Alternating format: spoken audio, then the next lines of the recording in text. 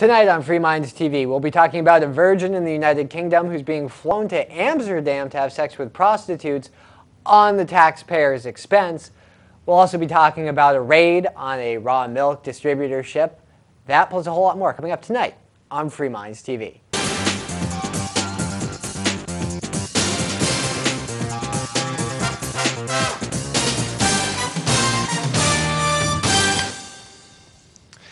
It is episode 170 of Free Minds TV, where we consistently challenge you, the viewer, to think outside the box. It is still Toby here with you. And Nick. All right, Nick, we do have a lot we're going to be getting into today. We're going to be getting into that raw milk raid, as well as a story about a new way to ship cigarettes. It's getting a little bit more difficult if you're someone who gets their cigarettes in the mail, especially if you're a service member overseas in Iraq or Afghanistan, as well as getting into the mattress police.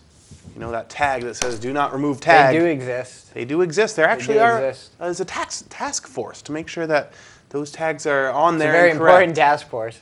Anyways, we'll be getting into those stories, but first I wanted to start with a story that blew my mind. I thought this was a fake story. I had to go and do some source checking to verify that this was true, because the headline is just, it's so far out there.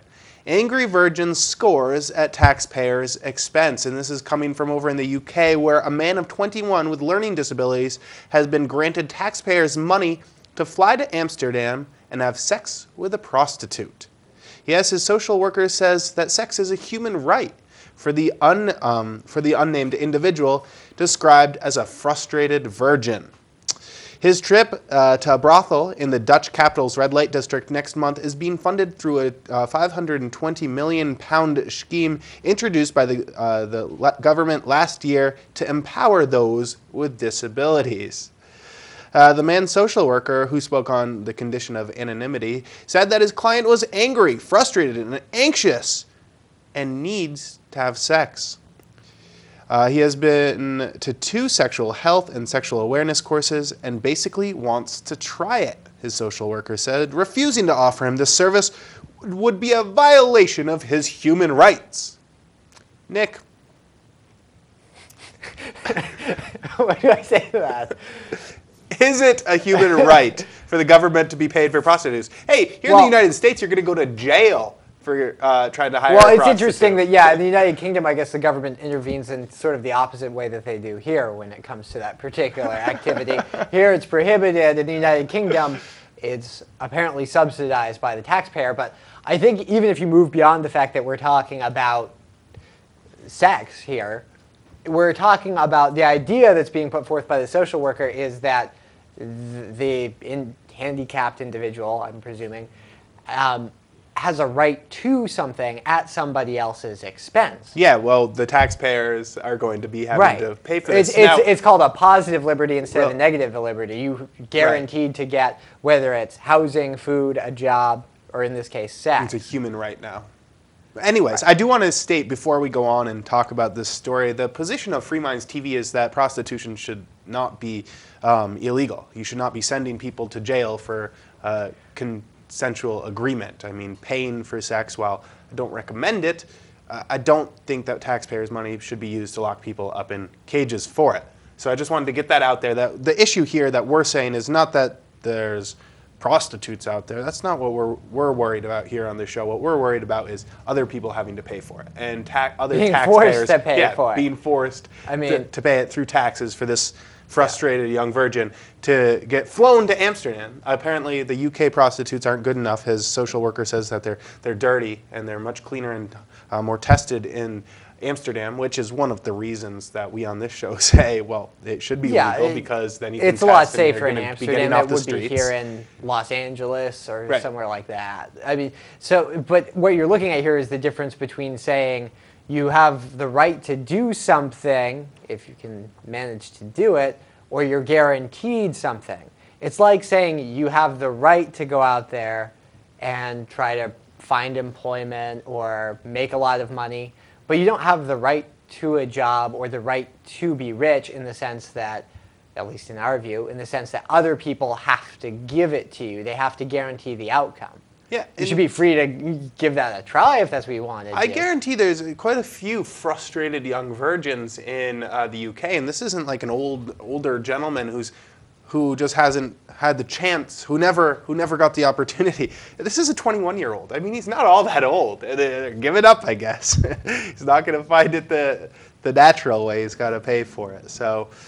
Man, is this opening the door to a very slippery slope here where all sorts of angry young virgins are going to demand taxpayers? I would think if they can do it in this one case, then I'm sure this story is circulating more in the United Kingdom than it is here. So I guess people could line up and say that they have, they're just stressed and they need the welfare state in the United Kingdom to fly them to the Netherlands. He says he's too angry to pick up a girl naturally. He's too angry. See, girls just don't like that. Apparently. But maybe that's a sign. I mean, maybe it's a sign that he should be... Learning disabilities, the world's gotten so PC, Nick. You're angry. There's a good chance you're going to be diagnosed with some kind of emotionally disturbed learning disability, and then right, there's a possibility he's a psych. I mean, it's possible, right? I mean, we don't know what's wrong with him. Right. But he could be a violent psychopath. Right, and that's why he's not picking up any women. Wow. Anyways, they always outdo us in the UK. We've got quite the welfare problem over here in the United States. But at least we haven't taken it that far yet. I mean, we've got it going backwards the other direction, using our taxpayer money to actually arrest people for such practices. Does the UK have it better? I don't know. They both seem like screwed up systems. I mean, neither of them are really good. I think getting the government's hands out of it altogether would be the best solution. Anyways, we'd love to hear different thoughts and opinions. Do you think governments should pay for angry young virgins to lose their virginity? Send us your thoughts. fmtv@freemindsmedia.org is the email address. But for now, Nick, we do need to move on to some more serious news.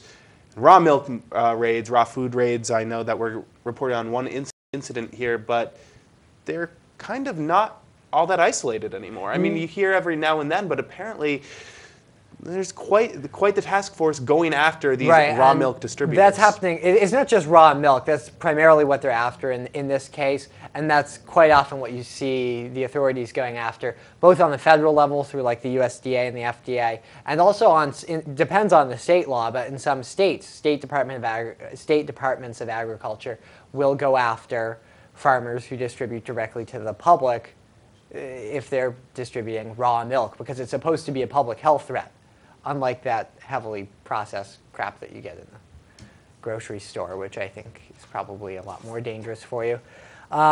It was a guns-drawn raid in Venice, in California, on a food pantry. It took place last month, and no less than 4 state agencies and 2 federal ones participated in the early morning raid of Rawsome Foods, a farm-to-consumer distribution center. This is not a retail store. It's people have to buy a club membership.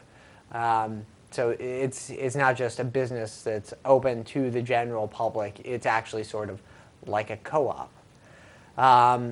The only crime that they could really come up with here was failure to operate. They failed to get a license to operate a food facility.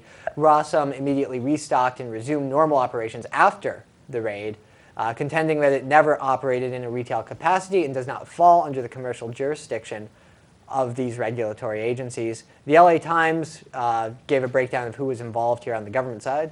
Agencies that participated in the raid on Rawsome included the Los Angeles County Department of Health, the Los Angeles County District Attorney's Office, the California Department of Food and Agriculture, the FDA, and the U.S. Department of Agriculture. Investors confiscated the club's computer, 17 coolers, which included, among other products, 24 bottles of organic honey, dangerous stuff, 10 gallons of raw whole milk, and 2 bottles of raw cane syrup. Now, when we say raw milk, we're talking about natural milk. Just so people, it's like from a cow. It means the milk that comes from a cow, that natural stuff. Like where all milk comes from before they heavily process it and shoot it into a plastic jug. I just want to make that clear for people so that people still know where milk comes from, right? I don't know. But when people hear raw milk, I mean, it must be scary if they have 4 government agencies gun drawn going after these people. I mean, how much taxpayer money was wasted in this raid? I mean, this one raid alone, and these are happening more and more often. We've reported on multiple stories like this in the past in other states where multiple agencies going in, guns drawn, handcuffing people in some cases, to go after natural food. And that's one thing that's pointed out here is that one commentator said, I can buy as much alcohol as I want, but I can't drink this food that's milk. healthy for me. And the insane. argument that's made by regulators is that it's dangerous. My opinion is that it's really not. Caveat or buyer beware. Right, but if you're an adult who can make the decision to buy alcohol or sugary soft drinks, which are clearly worse for you, I mean, they're going to do some harm. Yeah. You can't decide to buy milk that hasn't been pasteurized. Some people have said the same thing. I mean, there's been moves for the same thing with apple cider, which is big here. Well, in it's New Hampshire. the bigger distributors, the bigger milk companies. They're the ones lobbying against raw milk. They're the ones paying the government, your so-called elected officials, these giant corporations that put the Hood milk and all the other milk in the grocery store that most people buy. Those are the people who want raw milk illegal because it cuts into their bottom line. Yeah, and that is exactly what's happening here. And that's the problem is that whenever people say, oh, we need a government agency around to make sure that the milk is safe or that food is safe, well, what we've seen in practice here in the U.S. is that when you create these regulatory agencies, they're usually bought and paid for in the end. They might not always start exactly that way.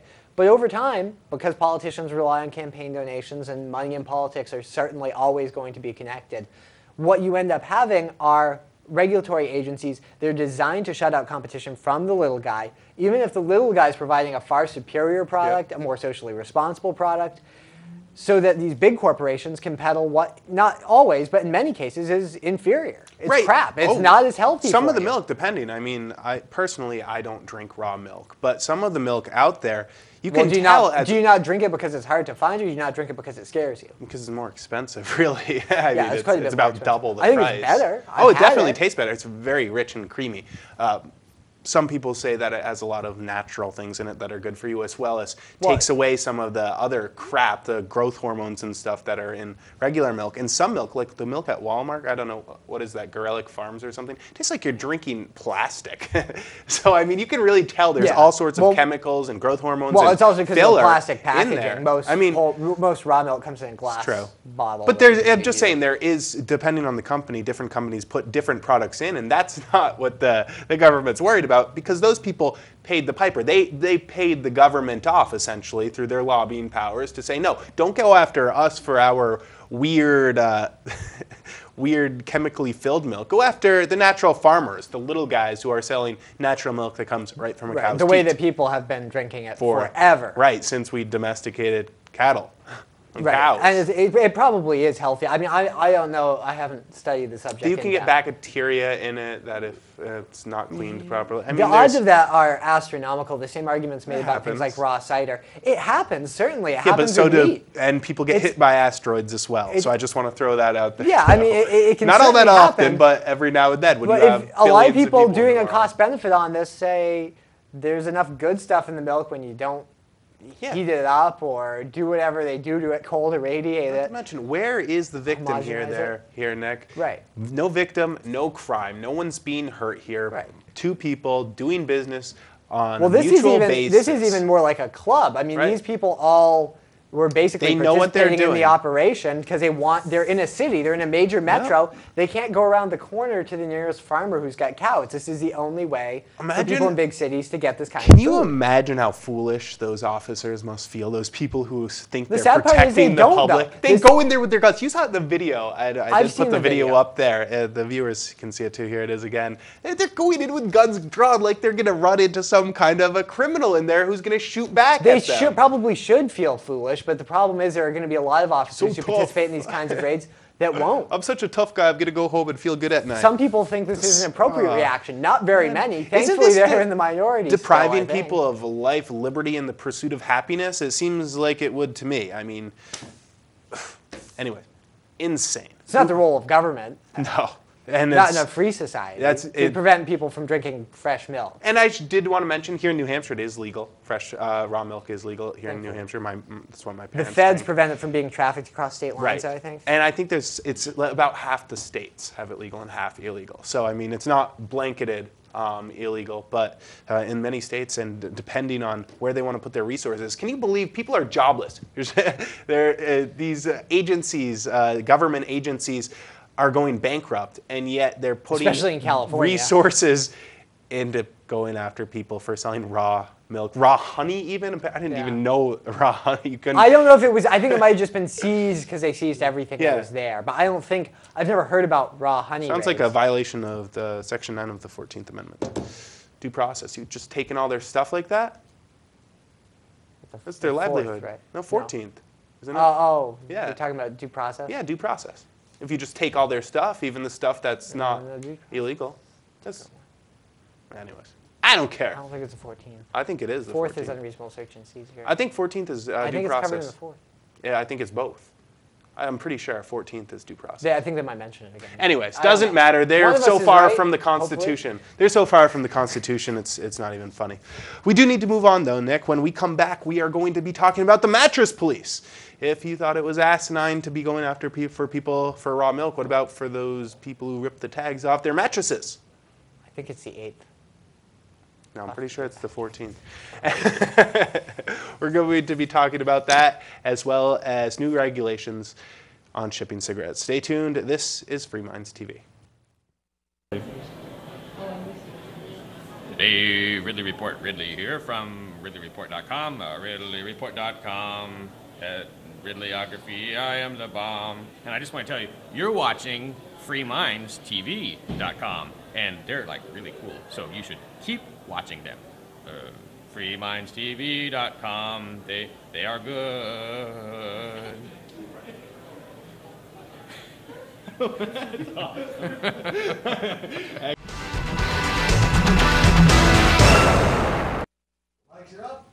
And welcome back to Free Minds TV. It still is Toby here with you. And Nick. We'd like to invite the viewers to log on to our website, freemindstv.com. From there, you have all the archives, you have all the radio show, you have blogs, you have access to everything that members used to have to pay for. It's now all up for free for everyone. Log on right now, freemindsmedia.com. All right, Nick, when we left, we said we'd come back and talk about the mattress police, but first we have to get into a little story about cigarettes and shipping them through the U.S. mail, because things are changing.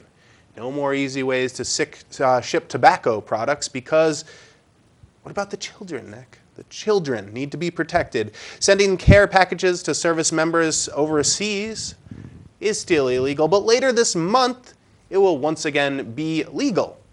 Why is this? Well, that's because a law that was meant to ban tobacco smuggling and to prevent children from ordering tobacco through the mail went into effect on June 29th. The Prevent All Cigarette Trafficking Act of 2009, introduced by stupid senators and so-called representatives, made it illegal to send tobacco products for non-commercial purposes. Illegal. Can't send them in the mail. Unless, of course, it was through an express mail and you have someone signing on each side. Now, the reason this is making news is because service members overseas can't receive express mail. It doesn't ship to them. So they were no longer allowed to receive their cigarettes through the mail. But don't worry, our so gracious representatives have remedied it and decided that they will find a way to use priority mail in the next month or so, and we'll once again be able to ship cigarettes through priority mail. Now, Nick. Meanwhile, you have to smoke whatever you can get over there. Right. I bet those cigarettes are gross. I did want to mention this, though. I think this article is important to talk about because it's one of those articles that's blanketed, that's sold to the public, that's sold to everyone, completely different for what it really is. It's sold under the guise of children are ordering cigarettes online through the mail illegally, getting them shipped to them illegally. That's why this law was passed. So now you have to send it express mail, and you have to have a signature. Which no one's going to do because it's probably going to cost exactly. way more than the cigarettes. The kids who are ordering cigarettes aren't ordering them online through these sites because you need a credit card anyways, and you have to be 18 to get one of those. So for the most part, they're getting an older brother, older siblings, older peers to get their cigarettes for them. What this law is going after are people who are living in states with very high cigarette taxes, and they're who are getting the mail ordering them from states and from places without the taxes. Which is happening a lot more now. Right, but that's especially not since how... some states, I think New York City's up to almost $15 a pack on some brands. And I mean, it's a billion-dollar industry, is this gray market industry of smuggling them in or sending them in. Previously, people, I think in New Hampshire, it was you were allowed to buy 6 cartons a month or something. through the mail, duty free, and then you'd have to start paying taxes on it. This law, though, it just irks me because it's rolled up in this Protect the Children Act. Really what it is protect governments from losing their cigarette tax money act. Yeah, that's what it's about. It's about tax revenue. And I think a lot of states have reached a point where they're taxing tobacco at such a high rate now that you're finally seeing that market incentive to have cigarettes smuggled in. Right now, it's mostly happening from state to state because there's still some states in the U.S. where it's relatively cheap to get tobacco. But as prices continue to inflate, I wouldn't be surprised to start seeing smuggling from places like Mexico or China. Just start packing cargo containers full of them, because it's finally, if you start adding that up, if it's a few dollars a pack difference, if you're shipping cases of cartons, you pretty quickly adds up to enough money there to be worth getting into a criminal enterprise. It really is a billion-dollar industry, and I think New York alone, it's billions of dollars a year of illegal cigarettes coming in. And we say illegal cigarettes, it just means the government isn't getting as much of their tax stamp. Right. So taxes were probably paid on it in another state like New Hampshire, where taxes are lower and they're smuggled in. There's all sorts of taxes being paid on it. Yeah, I mean, some states win out from this to some extent. Like New Hampshire, they're certainly cheaper here than in somewhere like New York and New Jersey. So it's not uncommon to see people with New York and New Jersey plates buying a few cartons of cigarettes to take home. Well, it's interesting. At what point are we going to be getting into? Right now, it's kind of a gray market because there's that legal side there, but cigarettes are legal, but people are starting to get illegal ones. Once it's up to, where's the breaking point, Nick? At what point will people stop buying from Philip Morris and start going for complete black market cigarettes, and there will actually be people dying on the streets for this? Because once you're up to it's $15 a pack in some cases, what about $25, $30 a pack? When at what point are people going to just give up? And it's going in that direction. The margins, before you see, I mean, you will see a black market creep in, I think, at some point. Usually before the violence really comes in. I mean, when it's just enough money to make it worthwhile for somebody to do it on the side, and they're making $100 a week running cigarettes for a few people, you're probably not going to see people killing each other at that point. The more expensive it becomes and the more money is involved, the more likely you're going to find criminals are willing to get involved and start there is a breaking point. Oh, there is. I don't know where it is, $20, $30, $40 a pack. I mean, at what point does this become some kind of an elite drug? I think it's before $40 a pack. Not only that, but you're not going to see the so much violence from trafficking them in. It'll be more of small-time people knocking over convenience stores and stealing their cigarettes. And I mean, we're already seeing that start to happen. I mean, we used to say, you don't see people knocking over a convenience store to buy cigarettes because they're legal. Well, now the government is pushing the taxes so high on them that you are starting to see that. So, I mean, government intrusion. It happened. I mean, it happened with liquor, which wasn't. I mean, the margins weren't terribly high, but there was violence when moonshining was taking place, and there wasn't a whole lot of money involved with that either. So, I don't think. I think as the prices continue to go up, you'll see more and more black market cigarettes, whether they're being smuggled or whether they're producing them completely outside of the tax system. Yes, so wrapping this article up, the good news is the benevolent government has decided to let us send cigarettes to servicemen and women in but that's the it. next month because or so. They don't pay that many taxes on cigarettes. But the bad news is anyone who was previously buying online will have to pay more in shipping than they do for the cigarettes themselves. So there's the tax to make it up. Federal government will always get theirs. Anyways, moving right along to another industry that the government seems to really want to get their mitts into. Mattresses. Those tags that we've always seen since we were little kids that said, well, did we really get arrested if we rip it off? Well, no. The consumer's allowed to. I think I might have seen somebody take one off at one point. I think it says right on some of them the consumer can do it. It's for actual businesses and other things. But apparently there really is a task force set up. At least in California. I don't know. I don't know if this exists in every state. I would imagine it does not. The mattress tag police, whose job it is to keep tags on the ubiquitous "do not remove under penalty of law" tags attached to furniture and bedding, do not carry weapons other than a pen and violation notices. But these state inspectors from the Bureau of Home Furnishings, which is a bureau in the state government in California, I was seeing the other day that the average Californian, for every single working Californian, they owe $22,000 in the shortfall in the state pension program alone. It might have something to do with the fact that they have things like the Bureau of Home Furnishings. They do have police powers and are expected to have law enforcement backgrounds because it is under penalty of law. I don't think they actually arrest anybody. I think it's more like a summons, but they're cops. in the same way that the meter maid is a cop, I guess. When they find a product in a shop or factory that has no tag, or one they suspect contains materials different from those listed on the tag, they confiscate a sample and ship it to their home office in an industrial park on the outskirts of Sacramento. 3 of the Bureau's 5 inspectors are assigned to cover Southern California. From Inyo County to the Mexican border, 15 years ago, 7 inspectors covered the same territory, but they were also responsible for monitoring barbers, tax preparers, cosmetologists, and dry cleaners. Oh, they were busy, Nick. They were real busy. Well, this is one of those departments that even the state like California knows is so ridiculous that they're not actually going to staff it with very many people. They might create it and they might staff it. But in an area the size of Southern California, I can't imagine they actually have any effect. Even if you thought we should have these people, I mean, a few years ago, they covered all those different professions. It sounds like basically 1 or 2 guys for each profession in an area of tens of millions of people. There's no way they could have an effect. Barbers? How many barbers are there in Southern California? Thousands and thousands. They probably have a lot of workers. This is a Nick. joke. They probably have lots of these officers, and this is one of the reasons why California is the example of a government that's just bloated to the point where it's about to fall over. They had 7 before.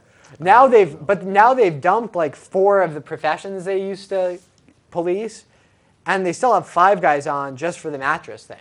Well, so are you telling me that before the other 2 guys, just those 2 guys did the barbers and the tax preparers and the cosmetologists? Or is it one of those cases where a few years ago it was like 2 guys did the mattresses, but now we need 5 because it's a government program and it has to grow?